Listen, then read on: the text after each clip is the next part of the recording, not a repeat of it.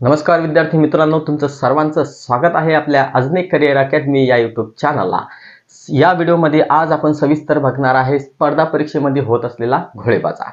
आतापर्यंत तुम्ही ऐकलं असेल की राजकारणामध्ये घोडेबाजार झालेला आहे। राजकारणातला घोडेबाजार सर्वांनाच परिचित आहे, परंतु अलीकडे आपल्याला बघायला मिळत आहे की स्पर्धा परीक्षेमध्ये सुद्धा घोडेबाजार होताना दिसत आहे।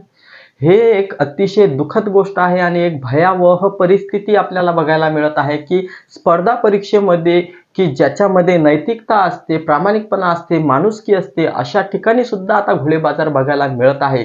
अलीकडे खूप साऱ्या परीक्षा झालेल्या आहेत। तलाठी भरती झालेली आहे, एमपीएससी मध्ये एसटीआयची परीक्षा झालेली आहे।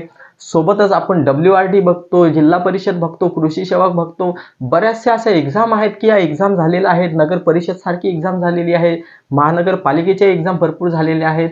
तर या सगळ्याच्या सगळ्या एक्झाम मध्ये आता आपल्याला बघायला मिळत आहे तो म्हणजे घोडेबाजार। आता घोडेबाजार हा सर्वांना परिचित शब्द आहे की राजकारणामध्ये दुसऱ्या पक्षाच्या लोकांना पैसे देऊन फितूर करून त्यांना आपल्या पक्षात सामील करून घेतल्याचं आपण आतापर्यंत बऱ्याचदा ऐकलेलं आहे, किंवा आमदार फोडले, खासदार फोडले असं बऱ्याचदा ऐकलेलं आहे। तर हे राजकारण, आपल्याला राजकारणाशी काही मतलब नाही, परंतु स्पर्धा परीक्षा जर बघायला गेलो तर स्पर्धा परीक्षेमध्ये सुद्धा घोडेबाजार होताना आपल्याला बघायला मिळत आहे। अलीकडे माणसाची मानसिकता कुठं आहे हे समजायला काही म्हणजे एकदम सुचत नसल्यासारखंच आहे। म्हणजे जवळपास माणसाजवळ एक गुण असतो, तो म्हणजे माणुसकी असतो। माणसाजवळ दुसरा गुण असतो, ते म्हणजे नैतिकता असते। माणुसकी, नैतिकता या सगळ्या गोष्टीला दूर सारून या आपल्या स्पर्धा परीक्षेमध्ये घोडेबाजाराने प्रवेश केलेला आहे। हे एक भयावह आणि अतिशय दुःखद गोष्ट आपल्याला माहित असायला पाहिजे की आपल्या स्पर्धा परीक्षेमध्ये की जिथं विद्यार्थी प्रामाणिकपणे अभ्यास करतात, प्रामाणिकपणे काबाड कष्ट करतात, त्यानंतर त्यांनाच मग घोडेबाजाराचा बळी पडावा लागतो। हे एक शर्मसार करणारी अशी एक घटना आहे। तर बघा, या व्हिडिओमध्ये नेमका आपल्याला तेच बघायचं आहे की आपल्या स्पर्धा परीक्षेमध्ये नेमका घोडेबाजार कसा होत आहे, कोणत्या कोणत्या एक्झाम आहेत अशा की तिथं जास्त घोडेबाजार होत आहे। तर सर्वात पहिले आपण हे बघू तलाठी भरतीची कटिंग। तर बघा, तलाठी भरतीमध्ये सरळ सरळ आहे 5 लाख रुपये द्या आणि तलाठी व्हा। म्हणजे काय, आता तलाठी भरतीचे जे 36 जिल्हे आहेत, सर्व 36 जिल्ह्यांच्या निवड याद्या आणि त्यांच्या प्रतीक्षा याद्या जाहीर झालेल्या आहेत। बऱ्याचशा विद्यार्थ्यांचे डॉक्युमेंट व्हेरिफिकेशन सुद्धा झालेलं आहे, काही जिल्ह्यांचं बाकी सुद्धा आहे।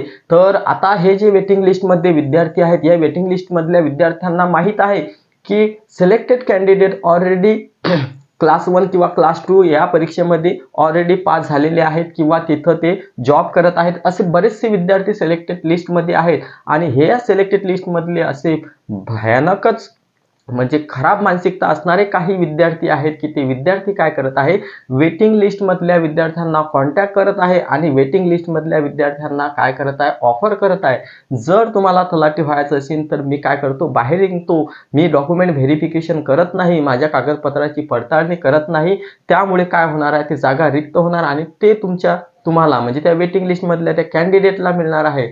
तर त्याकरता मला काय करा, तुम्ही 5 लाख रुपये द्या। अशा प्रकारचा घोडेबाजार आपल्याला तलाठी भरतीमध्ये बघायला मिळत आहे। त्याविषयीचीच हे काय आहे, एक कटिंग आहे। बघा किती भयानक परिस्थिती आहे। तो जो विद्यार्थी आहे की तो वेटिंग लिस्ट मध्ये आला, त्याच्यामध्ये त्याचे कष्ट आहेत, त्यानंतर त्याच्यामध्ये त्याचे पूर्ण मेहनत आहे आणि हे सगळी मेहनत असतानाही त्या विद्यार्थ्यांना आज 5 लाखाची मागणी आपल्याला समोरच्या व्यक्तीकडून म्हणजे समोरचे जे सिलेक्टेड आहेत म्हणजे क्रूर मानसिकतेचे, खराब मानसिकतेचे की जे ऑलरेडी क्लास 1 क्लास 2 चे मध्ये कार्यरत आहेत। तर मग विचार करा, आता सुरुवातला जे भ्रष्टाचार करत आहेत तर ते कार्यरत असतील तर तिथेही वेगळाच भ्रष्टाचार त्यांचा असेल। त्यानंतर अशा प्रकारचेच म्हणजे अशा प्रकारचे जर घोडेबाजार करत असतील तर या लोकांची म्हणजे हे जे सिलेक्टेड लोक आहेत ऑलरेडी कुठेतरी आणि असा घोडेबाजार करत आहेत तेच पर्टिक्युलर लोक की त्यांची मानसिकता काय असेल हे बघा, म्हणजे एक अचंबित टाकणारी ही गोष्ट आहे। तर बघा, आता सरळ सरळ आपण काय असतो, आपल्याला आशा असते किंवा समोरचा व्यक्ती ऑलरेडी दुसऱ्या पोस्टवरती आहे किंवा चांगल्या क्लास 1 क्लास 2 पोस्टवरती आहे, हा व्यक्ती काय करणार आहे, तर हा व्यक्ती याचं नाव बाहेर घेणार आहे, म्हणजे ऑप्टिंग आउट करणार आहे किंवा तो डॉक्युमेंट व्हेरिफिकेशनला येणार नाही, असं आपल्याला काय असते, आशा अपेक्षा असते। परंतु या वेटिंग लिस्ट वाल्या विद्यार्थ्यांना माहित नाही की घोडेबाजार सुद्धा इथं चालू झालेला आहे। म्हणजे त्यांची मानसिकता काय असते, अर्ज करतो शेअर की त्यांची मानसिकता काय असते की कि इस दौर के लोगों में वफा ढूंढ रहे हो क्या, इस दौर के लोगों में वफा ढूंढ रहे हो, बड़े नादान हो मेरे दोस्त, जहर की शीशी में दवा ढूंढ रहे हो. अशा प्रकारची परिस्थिती आज आपल्याला बघायला मिळत आहे की जवळपास सर्वचे सर्व जे वेटिंग लिस्ट मधले विद्यार्थी आहेत की आशा बाळगून आहेत की काही विद्यार्थी असतील डॉक्युमेंट व्हेरिफिकेशन करणार नाहीत, काही ऑलरेडी क्लास 1 क्लास 2 मध्ये असतील किंवा चांगल्या पोस्टवरती असतील तर ते सुद्धा काय करणार नाहीत, डॉक्युमेंट व्हेरिफिकेशन करणार नाहीत. परंतु त्यांना माहित नाही ही काय आहे, जहरची शिशी आहे. म्हणजेच काय, हे लोक घोडे बाजार करत आहेत. मॅक्झिमम लोक, सर्वचे सर्व नाही करत आहे. इथं प्रामाणिक लोक सुद्धा राहतात. प्रामाणिक लोकांचा विषय सोडून की जे अशा सट्टेबाज किंवा घोडे बाजार सारखे इव्हेंट करत आहेत त्या लोकांसाठी जबरदस्त एक म्हणजे एक मानसिकता आहे की यांना आपल्या कांगणे सरांच्या डायलॉग मध्ये सरळ सांगायचं झालं तर पोत्यात घालून मारले पाहिजे. काय हे पोत्यात घालून मारण्याच्या लायकीच्या मानसिकतेचे लोक आहेत, तर या विद्यार्थ्यांना समजायला पाहिजे. मग आता हे दुसरं तुम्ही न्यूज बघू शकता. हे दुसरी न्यूज आहे आपली एमपीएससीच्या बाबतीत. म्हणजे आपले जे एसटीआय परीक्षा झालेली आहे, एसटीआय परीक्षेचे ऑप्टिंग आउट करत आहेत विद्यार्थी. मग आता ऑप्टिंग आउट करत आहेत तर जे विद्यार्थी वेटिंग लिस्ट मध्ये आहेत हे विद्यार्थी काय करत आहेत, तर एमपीएससी मध्ये सिलेक्ट झालेले जेही विद्यार्थी आहेत या विद्यार्थ्यांचा शोध घेत आहेत. याच्यामधून जर ते हायर पोस्ट मध्ये असतील, क्लास 1 क्लास 2 मध्ये जर असतील ऑलरेडी कुठेतरी आहेत, भरपूर आहेत, तर ते विद्यार्थी काय करत आहेत, ऑप्टिंग आउट करत आहेत. तर आता काही विद्यार्थी काय करत आहेत, ऑप्टिंग आउट न करता ते सुद्धा एसटीआय मध्ये घोडे बाजार करत असल्याचे आपल्याला स्पष्ट दिसून येत आहे. तर याच्यामध्ये हे जे एसटीआय ऑप्टिंग आउट प्रोसिजर चालू आहे तर याच्यामध्ये विद्यार्थी काय करत आहेत, तर विद्यार्थी सरळ काय करत आहेत, वेटिंग लिस्ट वाल्या विद्यार्थ्यांना काय मागत आहेत, पैसा मागत आहेत. म्हणजे पास, किती मानसिकता खराब आहे, पैसा मागत आहेत, घोडे बाजार करत आहेत. अशा प्रकारचा आपल्याला एसटीआय मध्ये सुद्धा चित्र बघायला मिळतं. तुम्ही विचार करा, अशा मानसिकतेचे जर लोक प्रशासनामध्ये जाऊन काम करत असतील तर त्यांची काम करण्याची मानसिकता काय असणार आहे. म्हणजे तो प्रामाणिकपणा त्यांचा कुठे आहे, ते नैतिकता त्यांची कुठे आहे, या सर्वच गोष्टीवरती एक प्रश्नचिन्ह उभं राहते. आणि असे विद्यार्थी किंवा असे व्यक्ती आपल्या प्रशासनामध्ये काय करत आहेत, आपल्याला सेवा देत आहेत. मग हे कोणत्या प्रकारची सेवा देत आहेत हे तुम्हाला कळायला पाहिजे. कारण की आपला जो देश हा स्वतंत्र देश आहे. स्वतंत्र देश असल्यामुळे आपल्याला बरेचसे अधिकार आहेत, हक्क आहेत, आपण आवाज उठवला पाहिजे. आता सरकारनं कितीही कंट्रोल केलं तरी हे आउटसाइड ऑफ द गव्हर्नमेंट आहे. म्हणजे जर हे याच्यामध्ये कोणी जर सापडला तर ऑब्व्हियसली त्याला शिक्षा तर होणारच आहे. बट सरकार सर्वच ठिकाणी लक्ष ठेवू शकत नसते. तर हा बाहेर झालेला प्रकार आहे.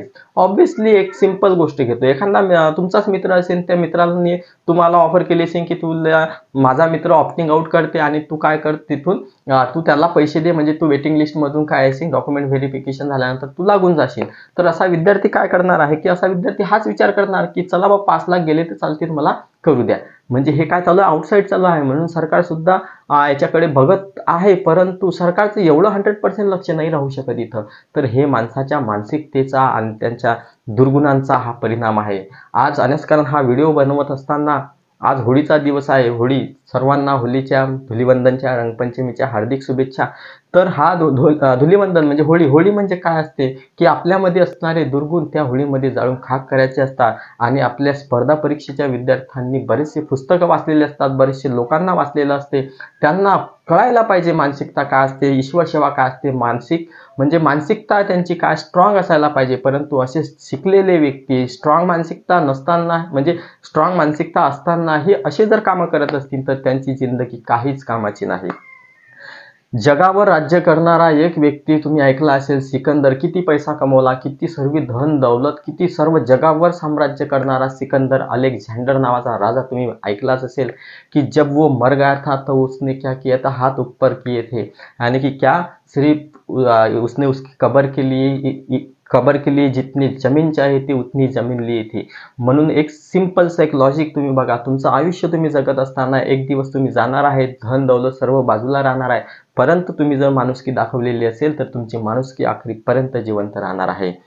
शेवटी जाता जाता मी एवढंच म्हणू इच्छितो की या सर्वच गोष्टींवरती एक प्रतिबंध असायला पाहिजे. सरकारने याच्यावरती नियंत्रण आणण्याचा पुरेपूर प्रयत्न करायला पाहिजे. असे विद्यार्थी जर सापडत असतील कुठे, तर हे ऑलरेडी त्या पोस्टवर असतील, हायर पोस्टवर, तर तिथून त्यांना डिसमिस करायला पाहिजे. आणि दुसरी महत्त्वाची गोष्ट, पैसे देणाऱ्याला पण सजा झाली पाहिजे, पैसे घेणाऱ्याला पण सजा झाली पाहिजे. तरच आपण भ्रष्टाचार मुक्त होऊ. आणि भारताचा भ्रष्टाचारामध्ये रँकसुद्धा वाढलेला आहे. आणि महाराष्ट्राचा तर काही विशेष नाही, महाराष्ट्राचाही भरपूर प्रमाणात रँक वाढलेला आहे. अलीकडच्या तुम्ही बातम्या बघत असालच की भ्रष्टाचारामध्ये महाराष्ट्र भरपूर मोठ्या ठिकाणी आहे. कारण की करंट अफेअरचा मुद्दा आहे हा, करंट अफेअरमध्ये तुम्हाला माहीत असायला पाहिजेत. आता या विद्यार्थ्यांनी फक्त एकच गोष्ट करायची आहे विद्यार्थ्यांनी, की हे जो घोळे बाजार आहे हे असं न करता माणुसकी दाखवा, मानवता दाखवा, मानव धर्म दाखवा. शेवटी जाता जाता एवढंच म्हणू इच्छितो की हीच आमची प्रार्थना आणि हीच आमचे मागणे, माणसाने माणसासी माणसा सम वागणे. जय हिंद.